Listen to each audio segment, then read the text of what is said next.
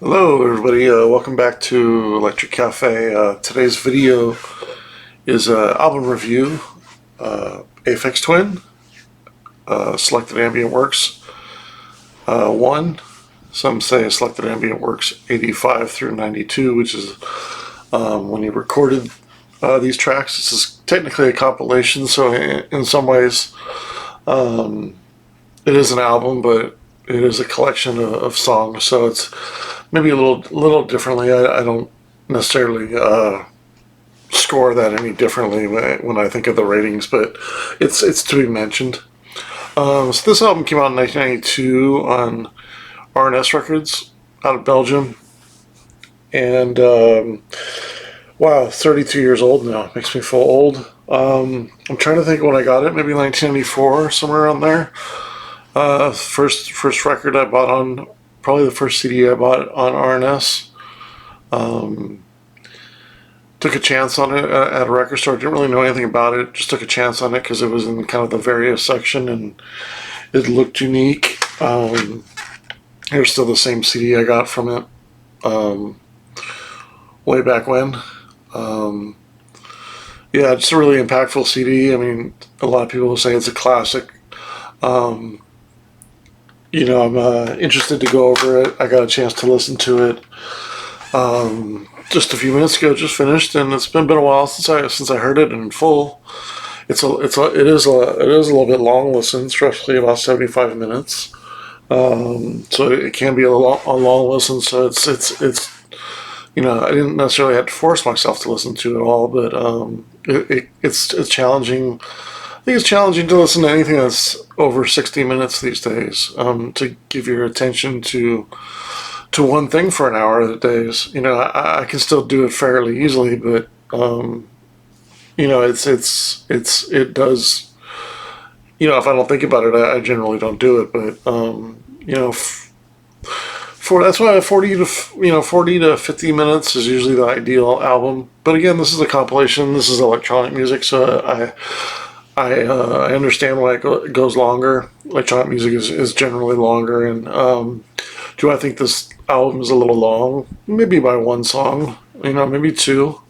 I could see one of the tracks being taken off here and kind of ease the length, and I'll kind of go over that. But yeah, I got a long history of this record. This is the 2000, I think, maybe 2012 or 2014 reissue. This copy is still sealed because I have it on CD. I have two versions on vinyl. I have the original too, and that's somewhere in my records collection. What's funny is this reissue. It was $25 for the reissue, and I'm pretty sure. Well, maybe it isn't a double record. I would think this, yeah, it's a double record. I was like, there's no way 74 minutes could be on one record, but it feels so thin. But the price, $25 for a double vinyl, that's unheard of these days. This shows you how not really expensive that albums have gotten. It's been relative to. I feel like in the last 3 years it's gotten more expensive, but it probably could have gotten to this point 10, 15 years ago, and I would have understood. When you think of 1988, buying a single record was probably 18, and now it's maybe 20 to 25, and then a double record back then was probably 22 to 24, and now it's, for the most part, it's been about $30 to $35, but it is creeping up now to like probably almost 40. So it's been going up the last couple of years. But considering what's the price of food, for example, just other things, it's really gone up kind of minimal compared to the enjoyment we get out of it. So I generally never complain about prices of records.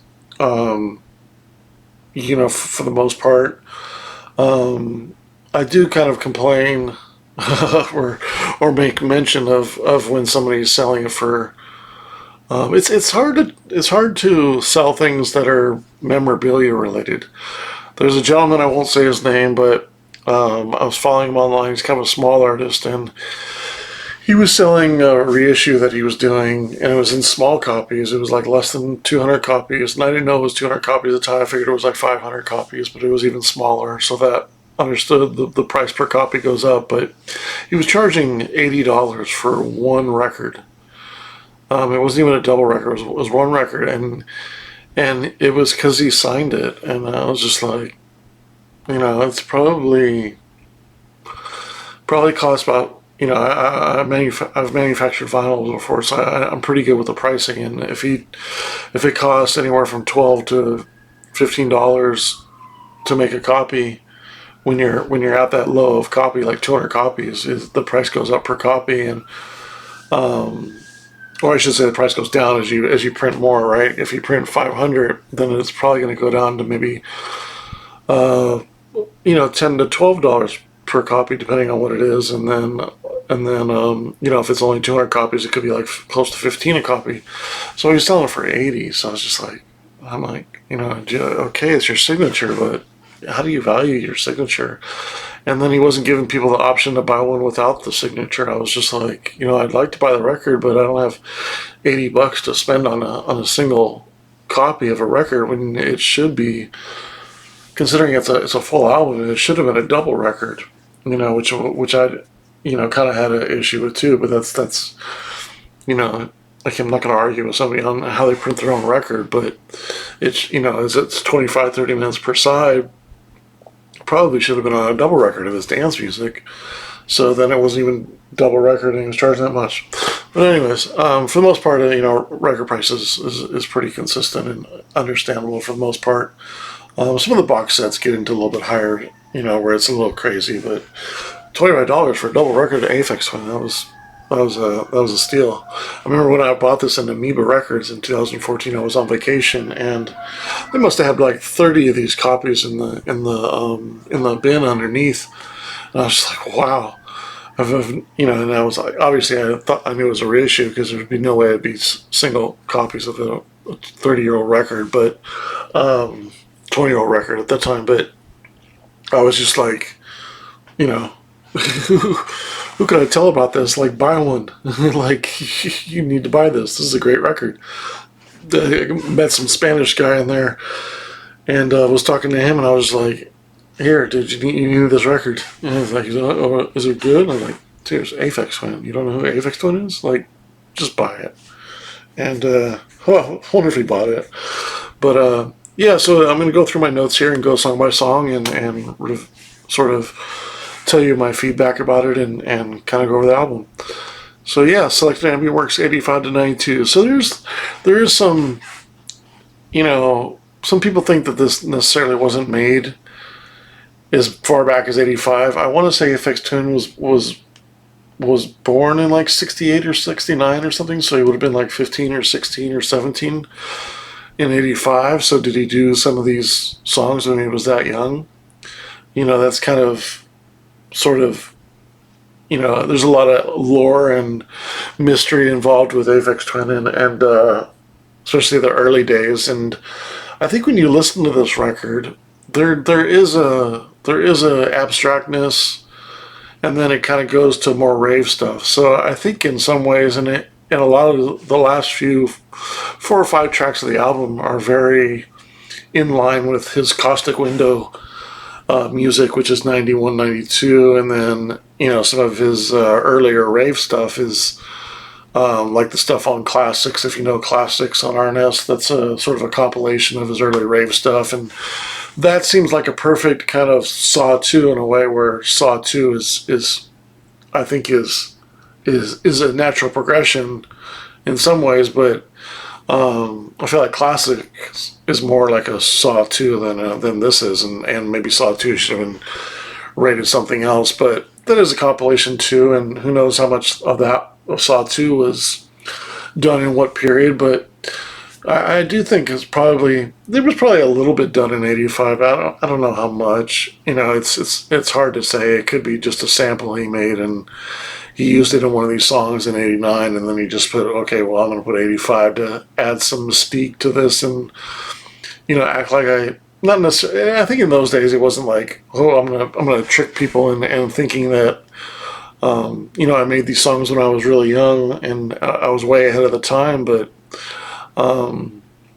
you know, it was probably just like, yeah, I made these tracks from, you know, I just kind of had the idea for these, made a few of, you know, parts of them when I was this old, and you know, I kind of had them on tape and sort of brought them back and did them new. So it could be it could be a lot of different things of how much of it is actually that old, but I could kind of see some of this. I mean, the production, I feel like it is kind of like 88.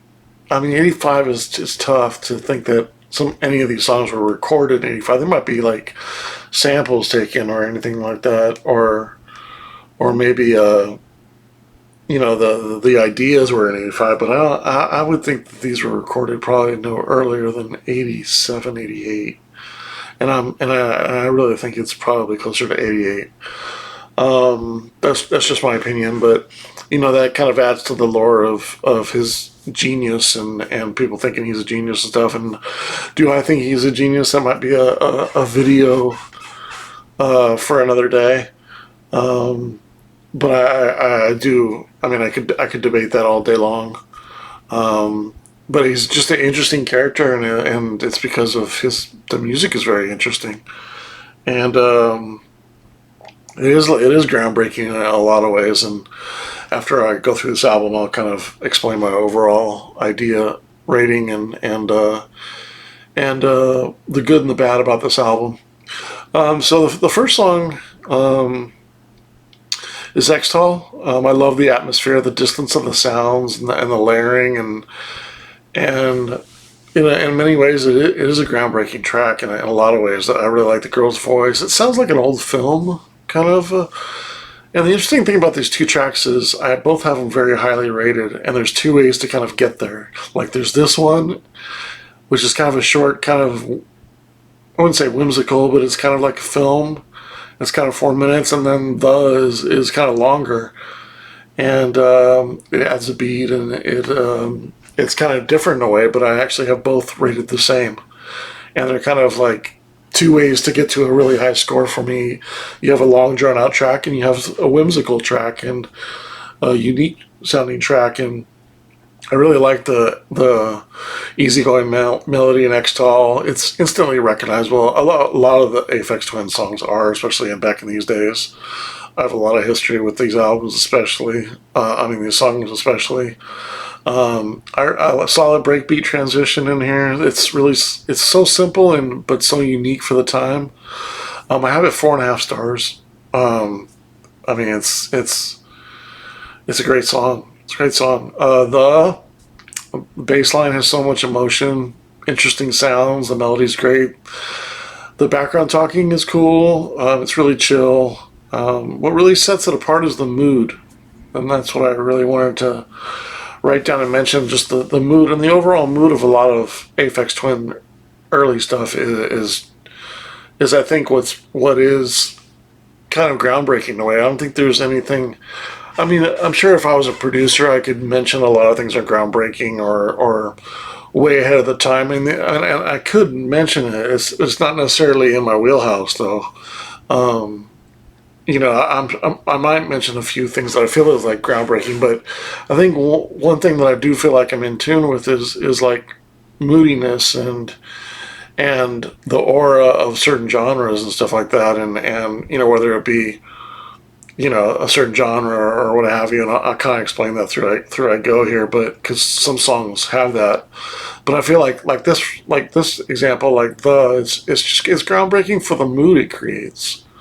You know, is first of all, like the album is called Selected Ambient Works, so is he saying that, because not all these tracks are ambient, in fact most of them have a beat, so. But that goes in line with a lot of the things that people thought was ambient back in '92. There's a lot of things that people thought were ambient, but they have beats.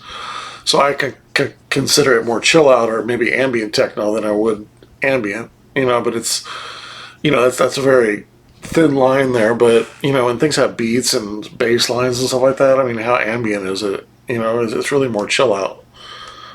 So that's kind of when he calls it ambient and stuff like that, and then he has a lot of things that are beat, it kind of makes you wonder how groundbreaking he is when it comes with the moods, because in a way he's probably getting into rave music at that time, but he's like, wow, this stuff is still kind of chill. I guess I'm gonna say this is selected ambient works and sort of just encompass it all in there, even though there's a lot of rave and there's some elements of techno in here for sure. And yeah, it's interesting to kind of lump it all under ambient.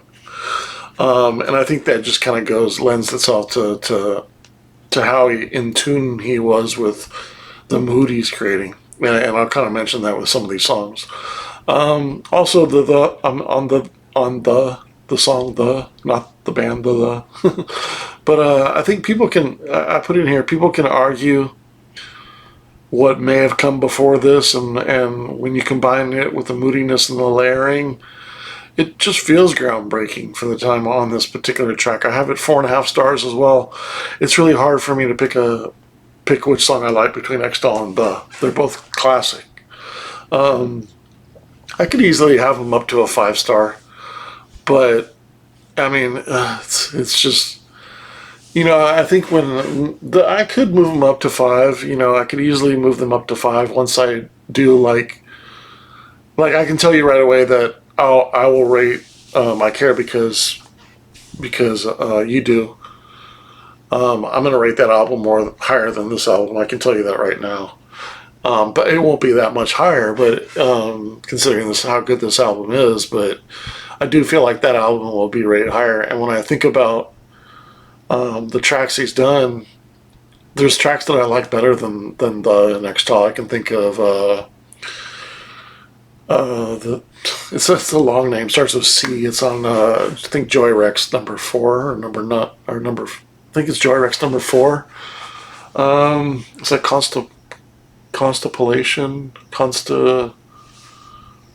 Contemplation or something like that, or I can't remember what it's called, but I think it's Joy Rex 4.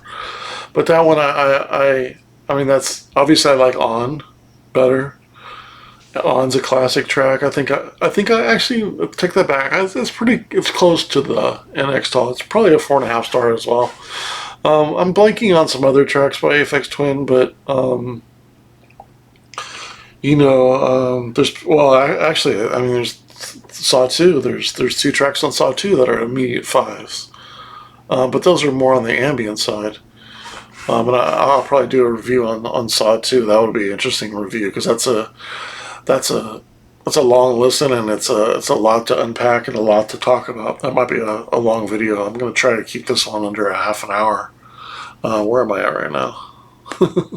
About 18 minutes. So I'm pacing half an hour. So that's not bad considering. But I feel like Saw 2 might be a long listen for quite a few reasons. Yeah, so there's some things I can think of. At least 3 songs that I can think of I like better than Next Tall and The. So if I gave those 5, where would I go from there, right? So I feel like 4.5 is really safe, and those are my 2 favorite songs of this album. They're just, I'm more on the chill out. That's me. Those go with my vibe. Those go with the type of music that I like, the melodies and stuff like that. There's quite a few on here that are very close to those, though. But as I'll get to, it's a fantastic album. It's just, it's quintessential Aphex. Track 3, Pulse Width. Great melody, bass line, cool beat, simple, but it's really nice. I got it 4 stars. It's I do like a couple other songs that are kind of like Pulse Width. The next song, Aegis Polus, and Delphium and Actium, kind of all kind of, in some ways, Green Cox as well. Kind of all those kind of. It's hard to pick it's not hard to pick well, actually it is, but this one, Pulse Width's just a little bit less than those, and you'll see the scoring on that. So I got Pulse Width at 4. Geese Polus, I don't know how to pronounce that. Dope beat, great melodic sequence, eerie but soothing. It's kind of like an oboe sounding thing on there. I got it 4.25 stars, just a little bit better in Pulse Width. Really strong song. Track number 5 is that little minute interlude. Hard to rate that. I got it at 3 stars. It kind of, I think they probably should have put it at number 6 and just make it like a better middle point to the album, and sort of break the album in two. But I don't think it would have been any difference there, but it just seemed to make sense a little bit more in the middle. But it doesn't really, I don't think it really hurts the album or really helps the album anyways. It's just, it's not much to the track. It's nice. I mean, there's nothing really to hate or nothing to really to super, get excited about. Yeah, it's just kind of a little interlude.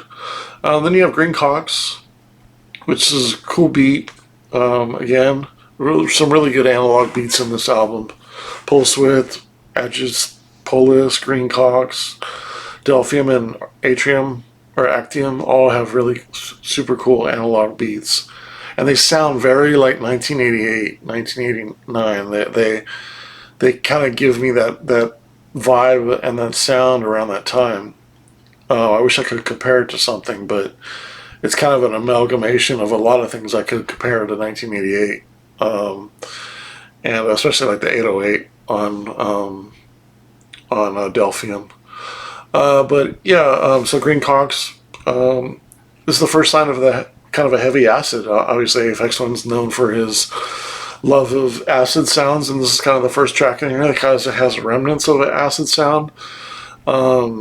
Shouldn't say remnants of it. It's got quite a bit of acid. There's great zaps and kind of shooting sounds, video game sounds in this track. The groove toward the end is kind of minimal, and it kind of focuses in on that groove and kind of lets it kind of play. And I think that's kind of a precursor to minimal techno.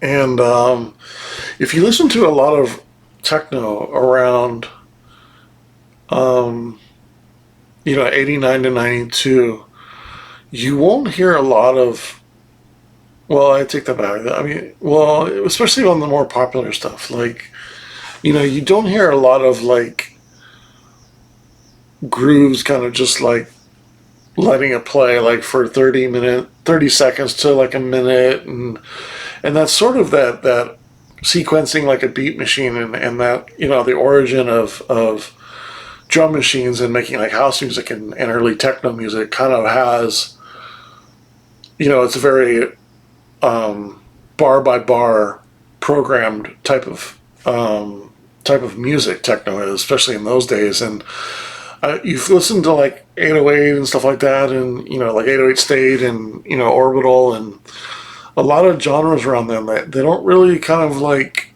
hone in on a beat and let it kind of absorb, and you feel like it could create something out of that minimal techno feel, that really rawness and letting a beat play by itself with really nothing else really going around with it changing. Green Cox has some of that at the end, and I feel like that's kind of some of the origins of minimal techno, that he was kind of like he kind of understood the groove in this song. The way this Green Cox is it has a lot going on at the beginning, and then towards the middle you're kind of like, okay, well, what's it going to do? And it sort of just kind of hides in the groove a little bit, and sort of it feels like it's about to come out of that. Now it doesn't necessarily do, but it holds your attention well because it kind of locks in on the groove there, and you kind of, and for the first time in the album you're like, oh, it's like there's a groove happening in the Aphex Twin song, and that's really unlike IDM music, and also a lot of techno of the day. So you can see there his understanding of a groove is really important, and it's I wouldn't say it's groundbreaking at the time, but it's kind of exciting because that he understood that you can do nothing within a rhythm, and it kind of does something itself. And that comes from old school producing, if I'm not mistaken. I feel like that if you're into dance music and back in those days, you could just play a rhythm and keep playing it and feel like it's like a dub version, or feel like it's a rhythmic version where um, you just get into it. It's very raw, and it is what it is, and you don't really need to do more of it. And I feel like he kind of captured that a little bit in Green Cox, which is interesting, considering really there's nowhere else in this album it does that, and it's really only for like 40 seconds to like a minute or so, but it's really cool. It's toward the end of Green Cox, so you want to check it out. Track number 7 is Helios Fan. In some ways, this might be the most techno or polished song on here. Um, in a way, it feels like the future of electronic music within the song. It kind of feels like this is like a very polished song. I feel like it kind of like where the other ones, the earlier songs on this album are a little eerie, a little bit stark, and then there's some beats in there, but there's still kind of an eeriness in there. And this one's kind of the most cohesive. Um, Everything else feels a little bit more experimental before this song on this particular album.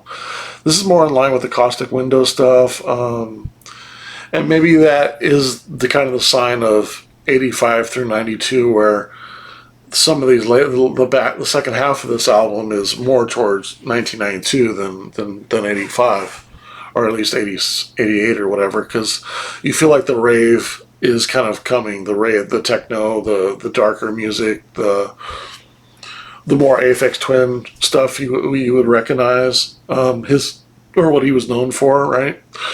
Nice melody, a little whimsical. In a way, it's sort of classic Aphex Twin, breakbeat melody. I got it 3.5 stars. This is a really good track. We Are the Melody Makers, solid beat, cool sample from Willy Wonka, unique song. What is downtempo in 1992 when this came out? Like in that ways, maybe this song is kind of groundbreaking in a way, because, well, what is downtempo in 1992? You know what I mean? Like, compare that to something that's downtempo in 1992. I think it sounds pretty unique. The way the melody evolves is really cool at the end. Might be a little bit long. It's like pushing like 7, almost 8 minutes, and not too much going on. But I have it 3.5 stars. Still a really good song. Track 10 is one of his many where he uses the letters and it means something else. I can't remember what that is, but this is Ptolemy. So obviously can't pronounce it, but it's supposed to. I can't remember what do you call it when it is you scramble up the letters and it actually means a different word, which is something Aphex Twin does a lot. Cool beat, deep bass, reminds me of 808 State in some ways. This track, good bass line. I feel like this could have been left off though. Track. I think if you're 74 minutes, I added it 2.5 stars. It's my least liked song of the album. If every other song is way over 3. Except I'm not counting the little ambient interlude, but this is the only track that's under 3, and I feel like the album's really long. Maybe this one could have been left off. It's not bad. I got 2.5 stars. It's still, it's verging on very good. 2.5 stars. I mean, 2 stars I have is okay. So 2.5 stars is roughly good. So I don't mind it. It's got some good sounds in it, but I feel like it's maybe it could have been left off the album, and the album would have been a little more cohesive. Track number 11, it's Head Phlegm. This is Darkness, the first sign of his rave sound, the first sign of him kind of making the sound demented. The song Demented. And this kind of comes from the sort of eeriness of Aphex Twin's side, where he can really write some kind of dark, demented, kind of sinister electronic music. And this is kind of the start of that. In the right atmosphere, that could be super wicked. I kind of put myself in like a rave kind of mood when I hear this song, because it's definitely more for a rave. I have it at 3.5 stars, but if I heard this like really loud at a rave and it was pitch dark in there and I heard this, it'd be super dope. Be super dope. Yeah, and that's kind of the funny thing is sometimes you rate things better on a dance floor in the ideal moment or in the ideal atmosphere. You might rate something better, and that's part of electronic music. I could be on a I could have had a special moment with a track on here on a dance floor, one of the ones with the beat. Well, I've had special tracks, special moments with Aphex Twin tracks, not necessarily on this album, but other ones. Some of the more ravey ones, and it affects my score when I think about it. I think about Didgeridoo, which is one probably was to me it's his most classic, probably his most classic rave track. And that one gets probably a little extra bump in its score because of the times I've heard it and what it means to me. So I can see that. I could see like this one getting a higher score if I heard this one out, and that's part of electronic music. It's part of dance music. It's an experience might boost your score in a song, right? And that's the great thing about electronic music. But yeah, I have 3.5 stars. Track 12, Delphium. Another very good analog beat. This one is more timeless, I think, than the other ones a little bit, with the bass line. The bass line and the beat are like lock in step with each other, which is super cool. Melody it sounds like another song when I heard it. It's been a while since I heard this one, and it reminded me of another song, and it has sort of the same melody, and I can't pinpoint it. Maybe it's on, but it might not be on. Love the 808 bells in here. I got it 4.25 song, 4.25 rating. Super strong. And then last track, Actium. It's a little bit like the earlier on the track, and I have it equal. I have it. Oh, I can't have it equal to the Xtel. All right, let me change this rating. I did 4.5 stars. I'm gonna put it at 4.25. I think the Nextel are a little bit more memorable and classic than this one, but I'm really excited when I first heard this. I felt like I was like, wow, this is on par with that, but it's not as instantly recognizable as the other ones are. So I gotta put it a little bit lower. I love the clanking percussion and the elements in this. It does remind me of Mobility by Moby, and I'm wondering if he heard, because Mobility did come out before this. I'm wondering if he heard Mobility and then made this track, because it is very like Mobility by Moby. That'd be interesting if he did that. So yeah, the overall this album, the songs, the mood, just I would say it's the experimentation of what is a song really that this kind of explores, but it's kind of groundbreaking in many ways, but in an understated way that I think it's his understanding of a groove. It predates minimal techno. It predates down tempo in that one track. It kind of doesn't predate necessarily rave in some ways, but it predates, I think, in a way, kind of a darker kind of. I mean, I don't know what year he made this.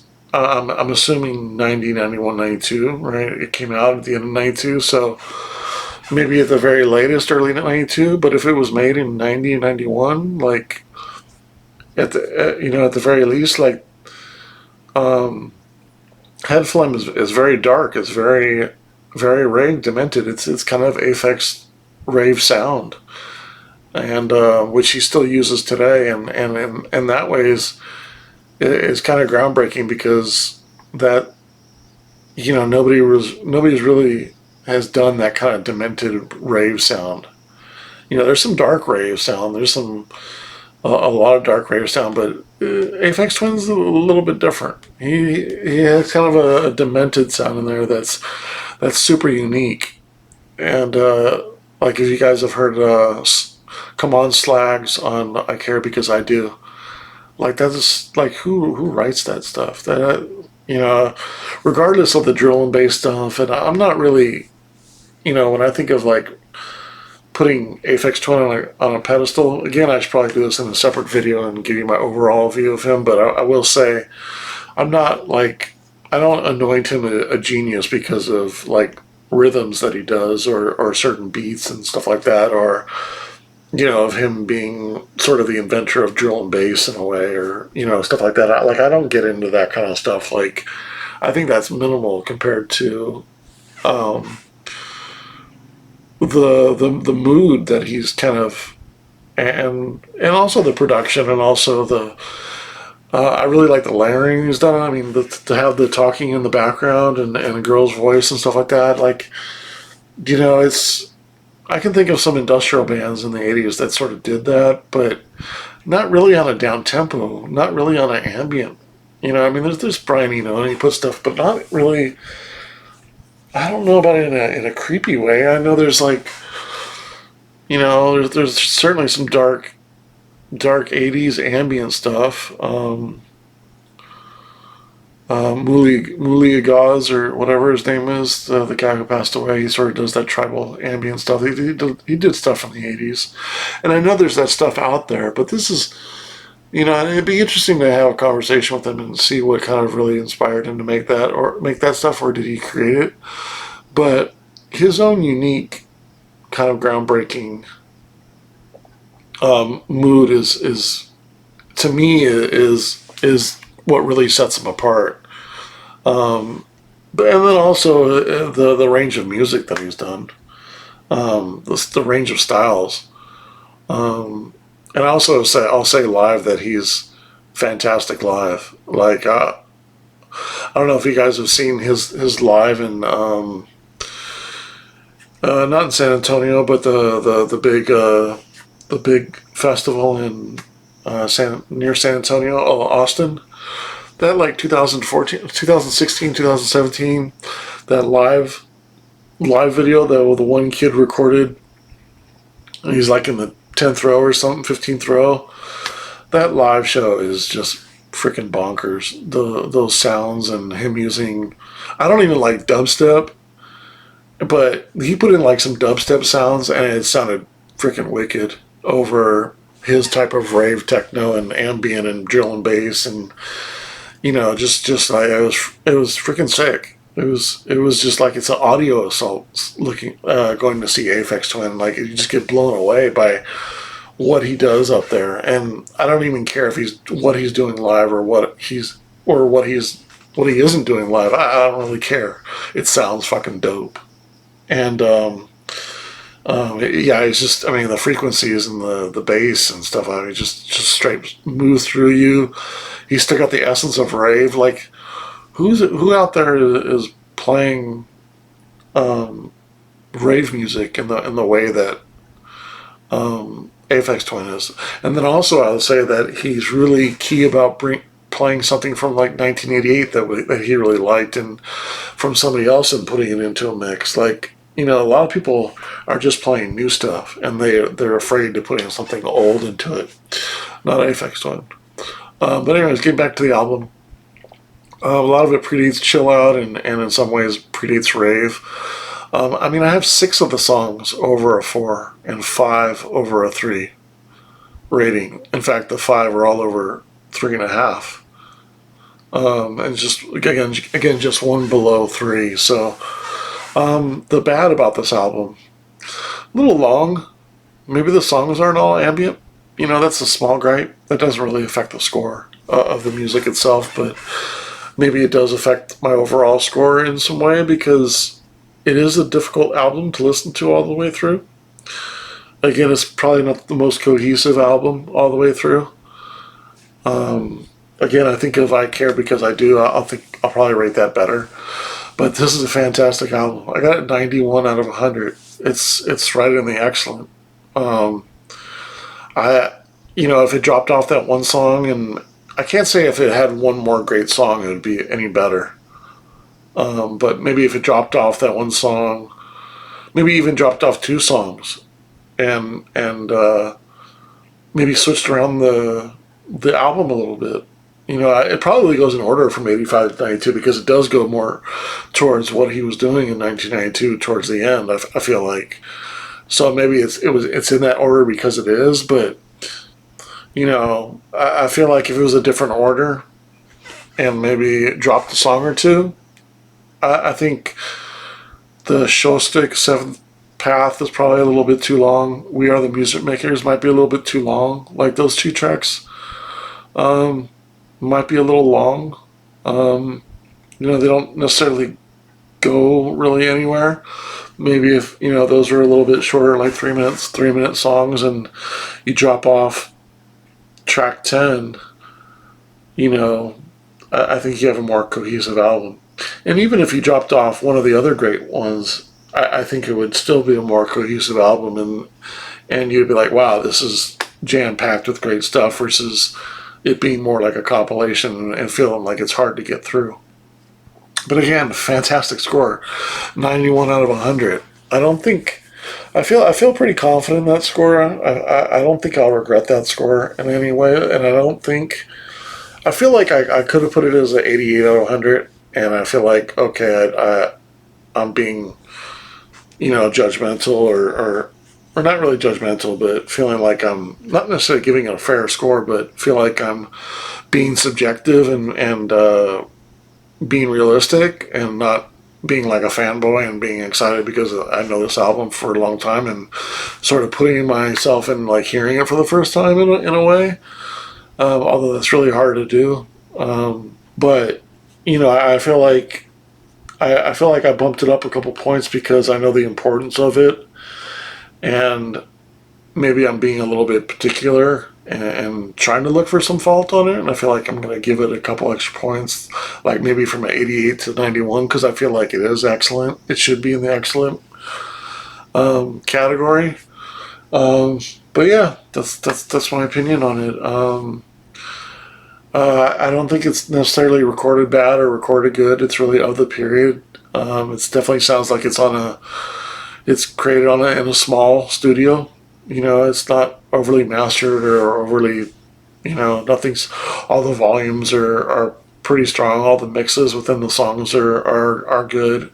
And it has a early rave feel to it. Early electronic feel to it. Early, not the best fantastic studio with all the bells and whistles and great producer and mastering engineers. It's simple, and I think that lends itself to the type of music that's in here, and that kind of helps the aura of the music. And if it was perfectly engineered and perfectly this, like, it may kind of lose a little bit of the innocence of these songs, especially those like X-Tall and and stuff like that. There's a reason why those songs are iconic, because they're so wouldn't say experimental. They're just so like, I would say raw, and it's just there's just unique sounding moody songs. I mean, the kind of the loneliness you feel when you listen to something like, even though the is I feel is like not necessarily uplifting. I feel like it's kind of a soothing, kind of a positive track, because the beast, when you're listening to it, it's kind of long. It's roughly like almost 10 minutes. Like, the bass line's going to come back, and it's going to do the melody, and it's going to how it's going to end. But there's still a loneliness in there, and even though it's a positive song, there's really no somber feeling in here. But the way the instruments are and stuff like that, and the production, there is kind of a loneliness in his music, and that even comes out more in Saw 2, where I feel like there's like, when you get really deep into electronic music, and you kind of hear the emotion of the artist, and it really comes out when you listen to ambient music and things like that. And like, I mean, Moby's a great example. You can almost, there's an emotion in some of Moby's songs that almost bring you to tears, and you kind of feel how he's writing with it when he's writing it, or how he felt when he must have written it. And that's kind of what I mean about like Aphex Twin, like a kind of a loneliness, kind of a somberness in a lot of his music, especially in Saw 2. Like, there's a lot of that. There's a lot of some creepiness in there, some, just a lot of very introspective kind of sounds in there, and that doesn't come from I don't think it comes from like Boards of Canada, for example. That might come from watching movies and stuff like that, and their music is very eerie as well. I'm surprised I haven't done a Boards of Canada yet. But the things, the background of Boards of Canada, and the mystery and the mysticism behind all their stuff, and how they write their stuff is also very cool. And Aphex doesn't necessarily, he kind of has an overall aura about his, but when you really listen to some of the songs, like, you can feel like he's very, like, alone, and very somber, and it's just some of the sounds that come out of that. So out of a lot of his music, it just feels like that, especially with his older music. There's a lot of Aphex Twin I really like, and there's a lot of Aphex Twin I don't necessarily listen to, but he's an amazing artist, and really an interesting one, and it's his career is still evolving, and there's so much music to listen to now, which was interesting. If you know Aphex Twin, for a while there was a gap of like 2002 to 2013 or 14 when Cyro finally came out. That was like, where did Aphex Twin go? And now we have, last 10 years, there's been so much music to listen to. It's I still haven't got into all the unreleased music he did. There's like hours and hours worth that I need to check out, and I just wish he would put it on physical media so I could absorb it better. I just don't really like absorbing music for the first time through digital. I wish he would bring out some box sets of CDs, and not be so particular about the box set, and selling special editions and making them limited and stuff like that, and that gets kind of old. I did buy the Saw 2 reissue that just came out, expecting in October. Bought the record and the CD version, the 3-disc CD, and then the 4-disc record, but I didn't buy the box that it comes in, because I'm not spending $250 on a box to hold 4 records. But yeah, looking forward to that as well. So hopefully, I'll do a review on Saw 2 soon. But yeah, that's my review on Saw 1. A couple questions for you. Curious what your thoughts are. First, what would you score this album out of 100? Secondly, what are your favorite 3 tracks on this album? And what are your thoughts on Richard James writing this in 85 to 92? Do you think he wrote? How much do you think he wrote of this in 85 to 92? And do you think it's probably bullshit, and he probably made most of the stuff after like that year, maybe even? Curious what you guys think, if it was really made as early as 1985, like it says. Not necessarily on the album, does it? Yeah, it's 85, 92, yeah. Sometimes I always think it's just Saw 1, but it is 85, 92. But yeah, I'm curious what your thoughts are on that. Just write it down below. Alright, well, thanks for checking out the video today on Aphex Twin Saw. Take care.